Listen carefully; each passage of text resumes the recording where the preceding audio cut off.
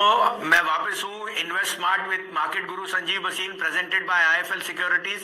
हमने आपके साथ 3-4 बार वार्तालाप की है और आपको सुझाव भी दिया है कैसे इन्वेस्ट कीजिए, बाजार की डायरेक्शन क्या है। हमने दिवाली पिक्स दी थी और आज हम आपको बताना चाहते हैं अगर आप फर्स्ट टाइम इन्वेस्टर हो आपको क्या क्या एहतियात बरतने चाहिए बिफोर यू स्टार्ट इन्वेस्टिंग।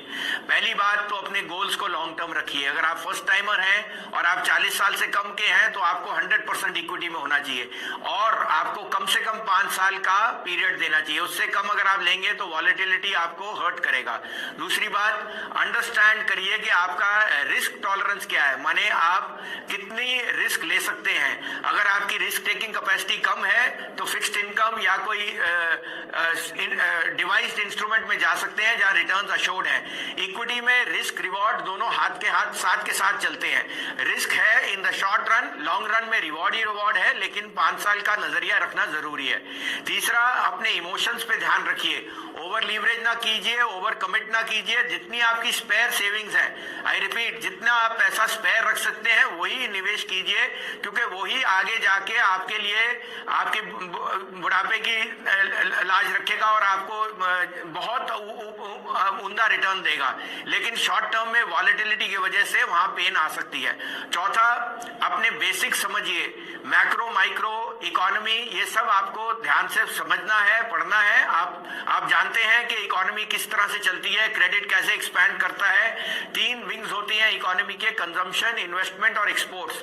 उन तीनों पे कैसे देश कर रहा है, कैसे इंडस्ट्री करनी है, ये सब आपको सोचना है। क्योंकि शॉर्ट टर्म में market can be driven by floors and emotion, लेकिन लॉन्गर टर्म पे सिर्फ मैक्रोज और अर्निंग्स ही बाजार को चलाती हैं। इस कारण से आपका पूरा इसमें रिसर्च होना चाहिए। अगर आप नहीं कर सकते तो कोई अच्छे इन्वेस्टमेंट हाउस से मिलिए, कोई ब्रोकरेज हाउस से।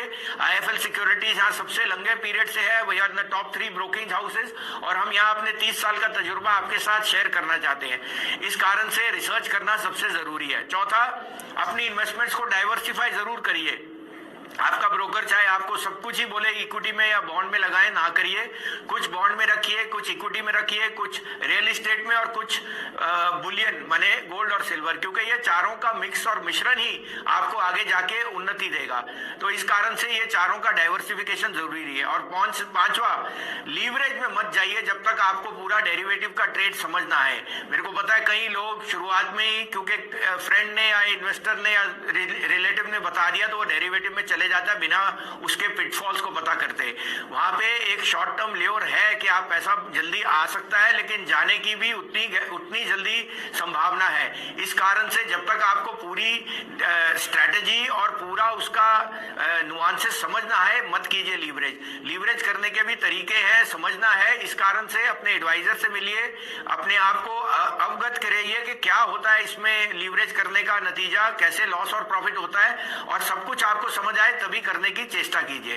इस कारण से हमें लगता है ये 5-6 चीजों से नए निवेशक को काफी फायदा होगा और हम हमेशा बैठे हैं आपके लिए हेल्प करने के लिए, आपकी सहायता करने। अगर आपको ये प्रोग्राम